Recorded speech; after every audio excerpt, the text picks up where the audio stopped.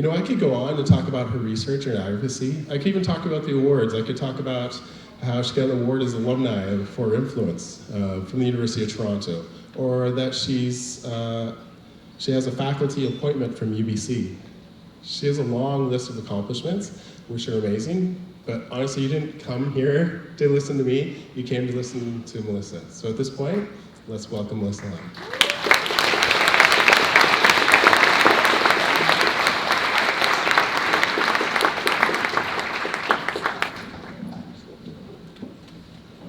I think that was a bit over the top, but thank you for the warm welcome, Glenn. And thank you to First Call BC for your vision and courage at choosing fracking and climate change as the focus of this keynote address today. Usually when I start talking about fracking to strangers, their eyes start to glaze over and they start to back away from me really slowly. So I hope you pay attention tonight and you take away something meaningful, interesting, and actionable. And I also want to say it's an honor for me to be here to share this evening with people who are so focused on creating a healthier present and future for our kids, so thank you. So as you heard earlier, in the last few weeks, the conflict between the Wet'suwet'en hereditary chiefs and Coastal GasLink has raised the profile of LNG and pipelines across the country. But something I want to say is that I've heard many times from people who live up in the Peace region, which is in the northeast part of BC, is that they feel like people down here in the south are forgetting about them. They're saying that basically we're really concerned about the Trans Mountain Pipeline, which is being built in our backyard, but they aren't aware of what's going on in the north. And that's a problem because down south, often we have a lot more influence over decision makers. In fact, some people who live in the Peace actually call it the sacrifice zone because of the major negative effects on the land, on the water, and the health of the people who live in the Peace. So I want to be honest with you, until recently, I didn't really know what was going up in Northeast BC. The main focus of my work, as Glenn mentioned, has been on connecting people to nature for the health benefits, not climate change or fracking. I mean, I was born in Toronto, and I first fell in love with BC when I came out here for summer camp after grade 12. I loved the oceans and mountains. It was so different from the skyscrapers. And I always wanted to come back. And after moving back and forth a few times, finally 4 years ago, I moved out here with my family and we made it our home. We have the most beautiful nature right here in BC, and it's become increasingly clear to me through my work with the BC chapter of CAPE that fracking and climate change threaten the ability of people in this province to connect to nature and also to enjoy a healthy environment. So I'm aware that there are some MLAs and MPs in the room, so I hope that you're listening to. I'm still going to say what I'm going to say anyway.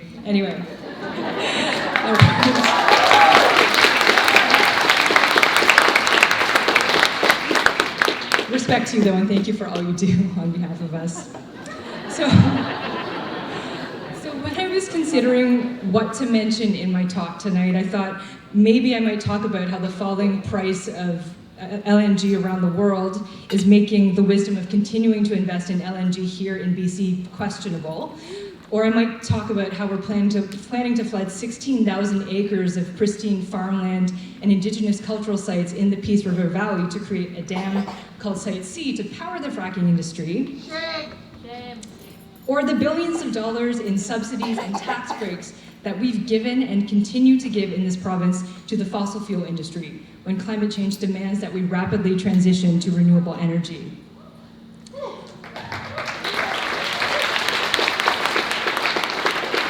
But as a family doctor and a writer and a journalist, I decided tonight I would speak about what I know, the science and the health concerns associated with fracking, and the stories of real people who live in northern BC who have been affected by it. So to start off, I'm going to talk about what fracking is. So I just want the first slide to go up there. It's a picture of what happens with fracking. So I want you to put up your hand if you think you have a pretty good handle on what fracking is. Just put up your hand if you think you know what it is pretty well. So that's not very many people, actually. I would say maybe 1/10, maybe 1/8 of the people in this room. So 3 years ago, I didn't really know what fracking was either, so I'm with you on this, so I'm going to tell you. So Canada is the 4th largest producer of natural gas in the world, but today in BC, over 85% of that gas is produced through fracking, or unconventional fracked gas. So to create a fracking well, you drill a shaft about 4 kilometers down into rock, past the water table, and then several more horizontally for up to 3 kilometers in a process called directional drilling. And then you inject large amounts of water, sand, and chemicals into the well under high pressure, which cracks the rock to release gas deposits. Some of this fracking wastewater stays underground, and some of it, usually containing heavy metals and radioactive material from deep underground, comes back up to the surface, where it's stored in open frack ponds that are kind of like mining tailings ponds. And because it's expensive to treat, some of it is injected right back into the earth to be stored in deep injection wells.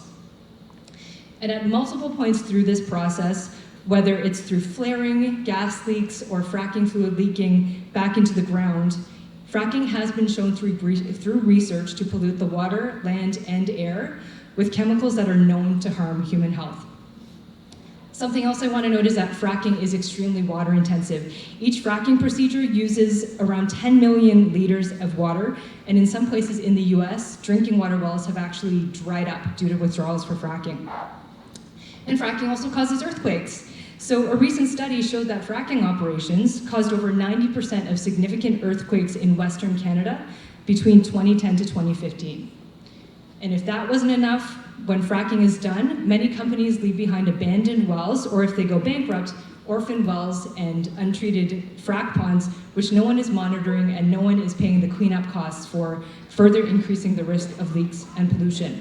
So as you can see, there's really nothing natural about liquefied natural gas in Canada, because most of it comes from fracking.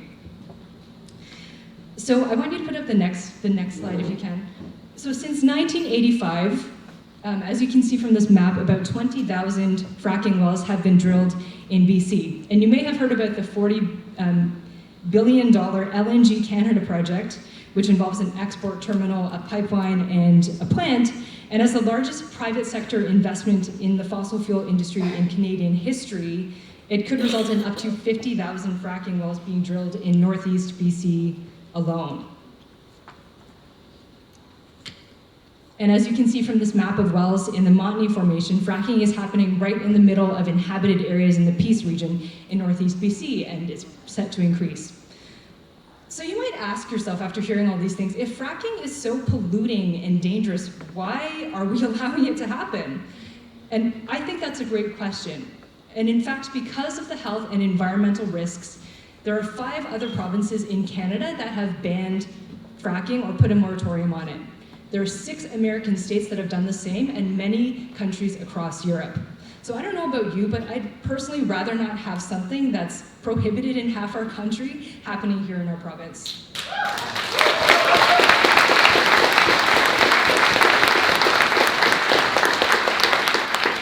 So about a month ago, CAPE released an evidence-based report on fracking called Fractures in the Bridge. So if you're interested in reading more about it, I'd encourage you to look it up and take a look.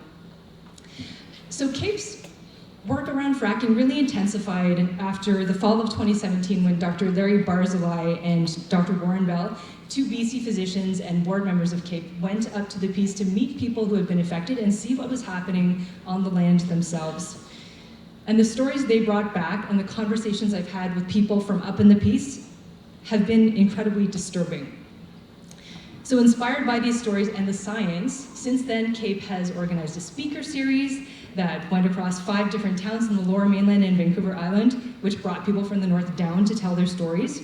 We've published several articles and op-eds, and we're even launching an art exhibit in Vancouver and Vancouver Island, which you can see sort of like a display over there with a preview.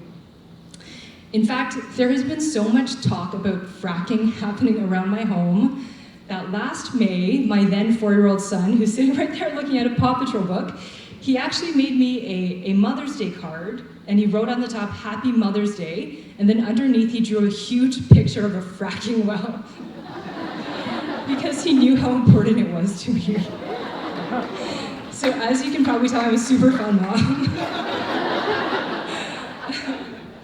All right, so I'm going to move into the stories of different people I've talked to from northern BC who have been affected by fracking. And so as you're going to hear from this first person, if you could just put the next slide up.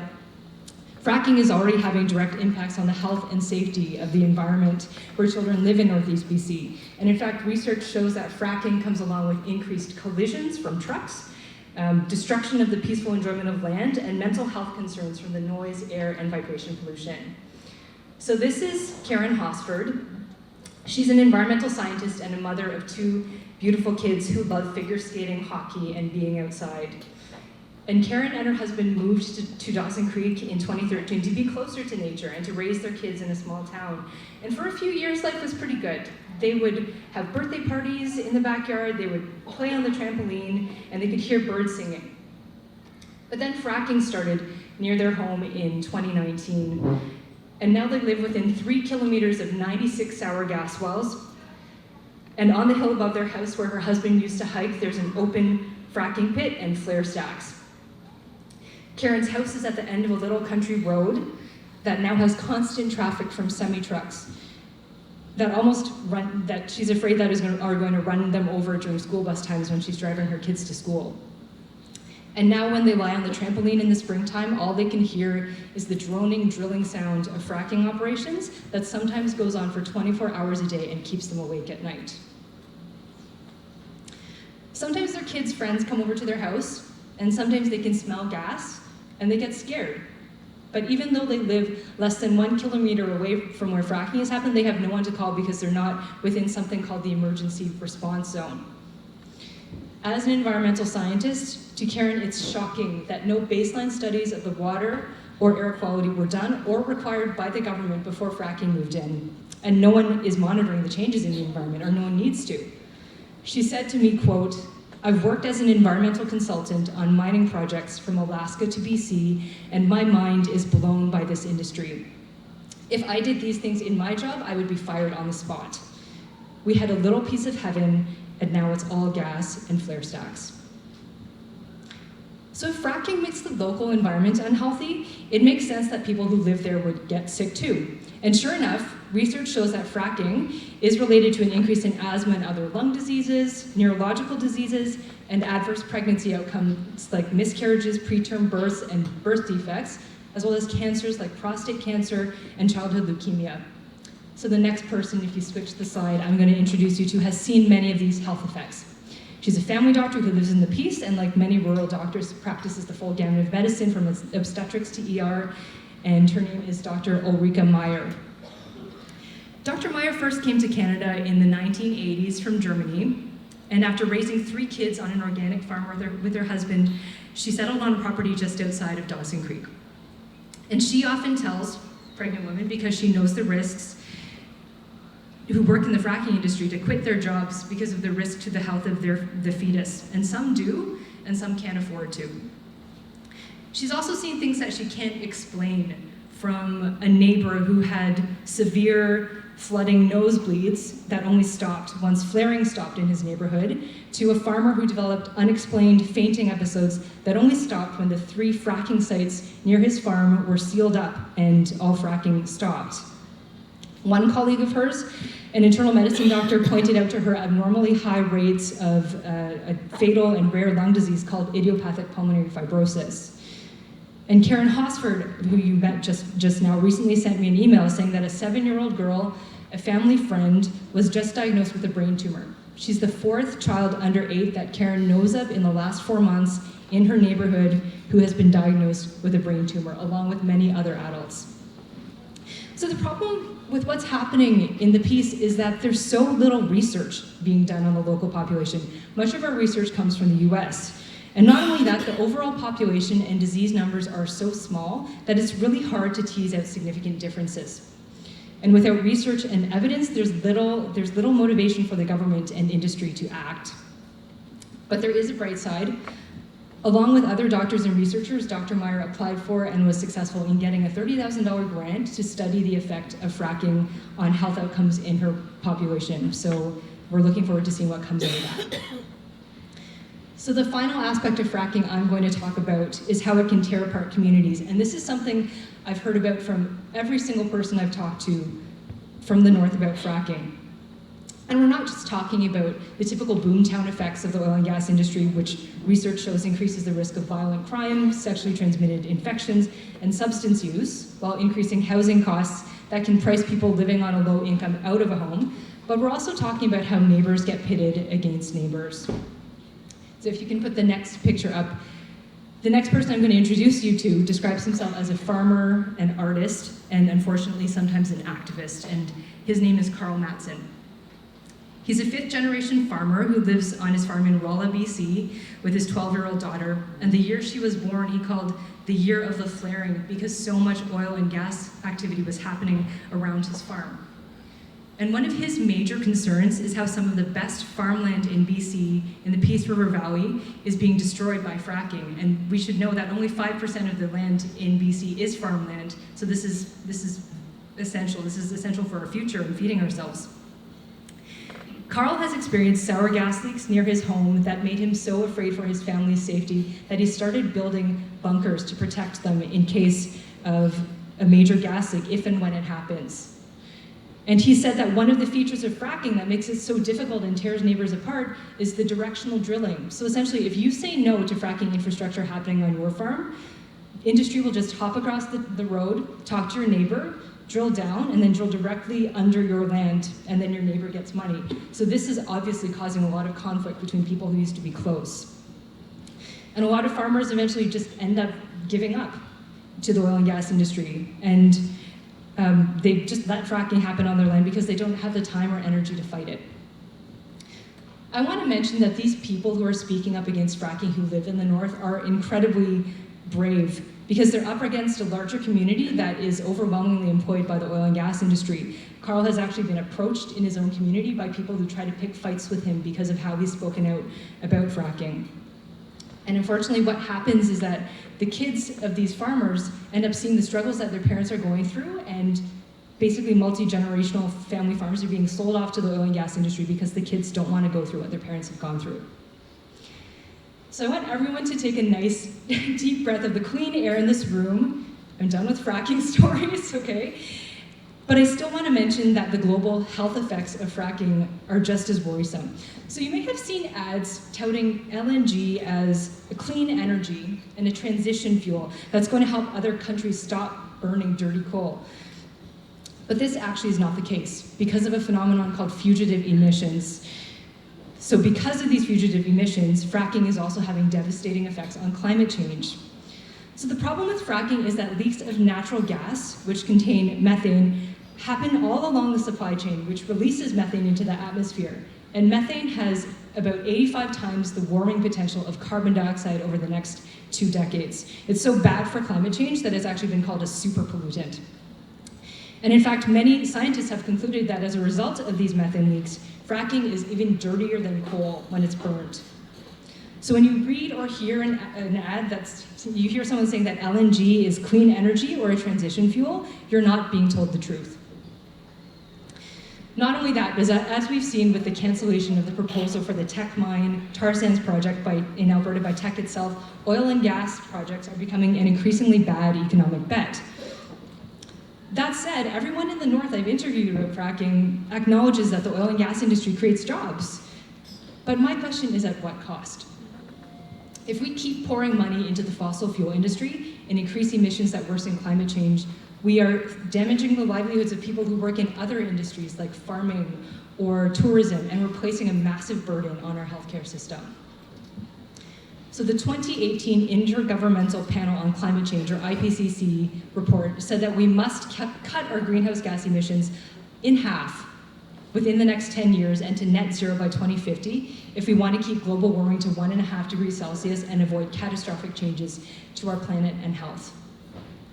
So continuing to subsidize and expand the fossil fuel industry cannot take place if we want to meet these targets, so we have to start investing this money into a just and rapid transition for oil and gas workers towards renewable energy.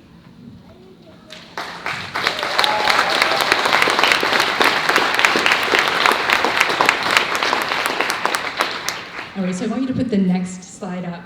And essentially this map is from the 2019 Lancet Canada Countdown Report, and it shows the effects that climate change is already having on the health of people right here in Canada. So from wildfires in Western Canada, to melting ice and food insecurity in the Arctic, to increasing rates of Lyme disease and heat-related deaths in Ontario and Quebec, to droughts that have affected crop yields in the prairies and contributed to the Syrian refugee crisis. The effects of climate change are here and will worsen if we don't take action. The World Health Organization has called climate change the greatest threat to global health of the 21st century. And this isn't what we would call a radical or foreign-funded environmental group. It's comprised of almost 200 member countries from around the world, and when they say something, it's based on science and evidence. But on the other hand, the Lancet, which is one of the world's most prestigious medical journals, has said that tackling climate change could be the greatest health opportunity of the 21st century. And luckily for us, our young people know this. So put up your hand if you know who Greta Thunberg is. Everyone, I think everyone knows who she is. Okay, so right here in BC, we actually have our own Greta Thunbergs who are leading the way and holding adults, industry, and the government to account. So I want you to put up the picture of the next person.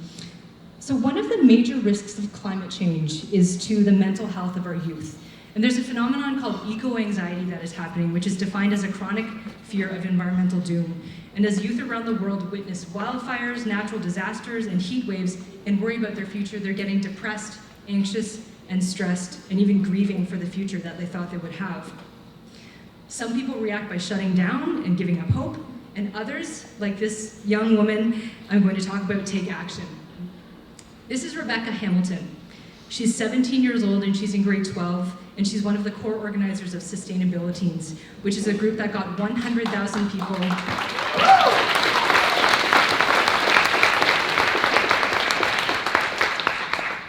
They got 100,000 people in Vancouver out on the streets for a climate strike this September, which I was fortunate to be a part of with my family. Rebecca says that she can't imagine experiencing the world without eco-anxiety, which sometimes wells up and overwhelms her. She told me that at summer camp on Gabriola Island this past summer, she laid in the forest crying one night until 3 a.m., until she was finally able to look around, focus on the beautiful forest around her, think about her love for her family and friends, and then pick her up, keep going, and work even harder. It was grade 10 when she really decided to take action on climate change. She joined every environmental group that she could find, but she found that most of the youth groups that she could find were focused on things like recycling, and they weren't really acting with the urgency that she felt. So she decided, with a number of other teenagers around Metro Vancouver, to create their own group that wanted to take more dramatic action, and eventually this became the Sustainabiliteens. And she told me that in December 2018, when they organized and held their first climate strike and were standing, singing, and holding signs about outside the Environment Minister's office, that was the first time that she suddenly felt like she was no longer alone, and that she finally had a sense of hope and connection. I think maybe 13 other kids, because one is missing, is one of the youngest plaintiffs in the climate lawsuit that Children Across Canada launched in October 2019 against the Canadian government. And I want to thank the David Suzuki Foundation for supporting these youth in their lawsuit and for putting me in touch with him. This is Monta Beaubiente. He's a pretty typical 12-year-old kid, other than the fact that he's suing the government. He's in grade 12. He likes basketball and reading, and he was born in Smithers, and his mother is Wet'suwet'en, and his father is Tahltan. And he decided to become part of this climate lawsuit when, in the summer of 2018, his grandfather's 100-year-old ranch burned down in Telegraph Creek because of the unprecedented wildfires that BC saw that year. He used to go there every year, and he has great memories of playing games, playing soccer, and going for hikes with his family. But the last time he went there in 2019, it was all just a pile of ash. Monta says his role models are everyone who takes care of the land, because, including his mom and Greta and the Wet'suwet'en hereditary chiefs, because they're taking care of everyone's future. And when I asked him what he wanted the government to do about climate change, he said, "I want Justin Trudeau to listen to the climate change experts and come up with a plan to fight climate change."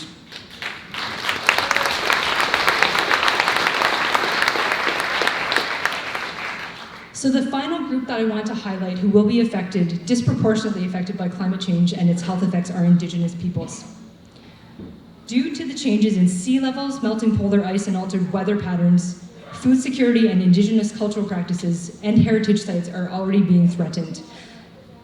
So this is another young plaintiff in the climate lawsuit who went to the UN in April last year to speak about the importance of Indigenous land sovereignty in fighting climate change, and her name is Hannah Edenshaw. She's 16 years old. She was born and raised on Haida, but she now attends a boarding school on Vancouver Island. And she told me during her first week of school, with her fellow students who have come there from over 90 countries across the world, that they sat down for a village gathering and they decided to talk about climate change. And every single student had a story to tell about what had happened to them in their own country, from having trouble breathing due to forest fire smoke, to worrying about their home because it's sitting in a valley between two glaciers that are going to melt. And she never felt so strongly that she had to do something about it. Sea level rise is already damaging the dock below Hannah's home in Masset, and erosion and extreme weather are damaging the totem poles and unearthing burial sites in her grandfather's ancient village of Skadans, which is part of the Guayhanas National Park Reserve. And she's also noticed changes in the salmon runs and seaweed harvest, and she's worried that the migration of the yellow cedar trees up the mountains due to warmer climates that they can't tolerate will make the bark harder to access for traditional weaving. And these changes that she's seen have inspired her to act. She's been on protest lines for as long as she can remember, and she started a club called Protect the Land in Masset that does everything from organized marches to recycle used t-shirts into bags. Hannah told me that her role models are the 80 and 90-year-old elders in her community who, after working to protect the land in their younger years, are now every single day passing on their traditional knowledge to her and other people. And in fact, the role of elders in acting on climate change and the importance of that to children is borne out through evidence. So research from the threat of nuclear war in the 1960s and 70s tells us that the amount of trust youth have in the world depends on how they see those adults responding to a grave threat. So let's all be those elders that they can trust.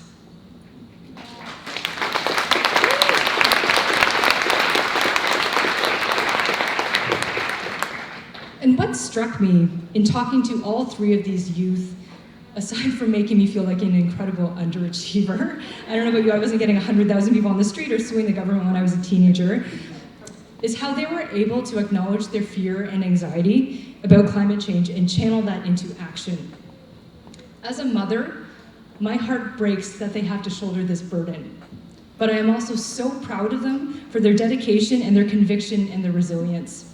And they've truly shown us that when it comes to climate change, action feels better than anxiety. I'm going to repeat that. When it comes to climate change, action feels so much better than anxiety. So you're probably wondering, after hearing about fracking and climate change, what can I do as an adult in this environment? There's so many things that you can do. So in terms of environmental actions, starting from the bottom, you can eat a more plant-rich diet, you can fly less, use active transport and avoid waste. But the best thing that you can do is make some noise. So talk to your family and your friends and your neighbors about climate change, and write letters and emails to your MLAs and MPs. Consider this my big long letter to you MLAs and MPs in this room. Or better yet, meet with them. Here in BC, some of the highest impact things that you can do are to push our politicians to end fossil fuel subsidies, phase out fracking, and transition workers justly and rapidly to renewable energy.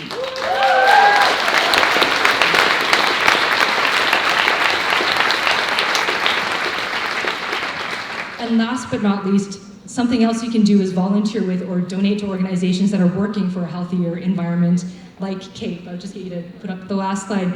So as I mentioned, we're launching some art exhibits in Vancouver and Victoria called Life in the Sacrifice Zone. And we're also going to have a documentary film screening and a benefit concert. So look us up on Eventbrite or on the CAPE website and consider attending. So our youth are telling us to listen to the science. And what the science tells us loud and clear is that we must act now to reduce our greenhouse gas emissions, because every half degree matters. If we keep warming to 1.5 degrees Celsius, every 5 years, 14% of the world's population will be exposed to extreme lethal heat waves. But at 2 degrees, 40% will be. At 1.5 degrees, we'll have ice-free summers in the Arctic every 100 years. But at 2 degrees of warming, we are going to have ice-free summers every 3 years. At 1.5 degrees, we lose 70% of our coral reefs, and at 2 degrees, we lose 99% of them. And as a mother, I want to be able to look my son in the eye when he grows up and tell him I did everything I could to fight for his right to a healthy future. So I encourage you to join us in this epic, most important fight of our time against climate change, because we are the first generations to be affected by it, and we are the last generations who can do something to stop it. So let's work hard, let's work smart, and let's work together to ensure a safe and healthy future for our children. Thank you.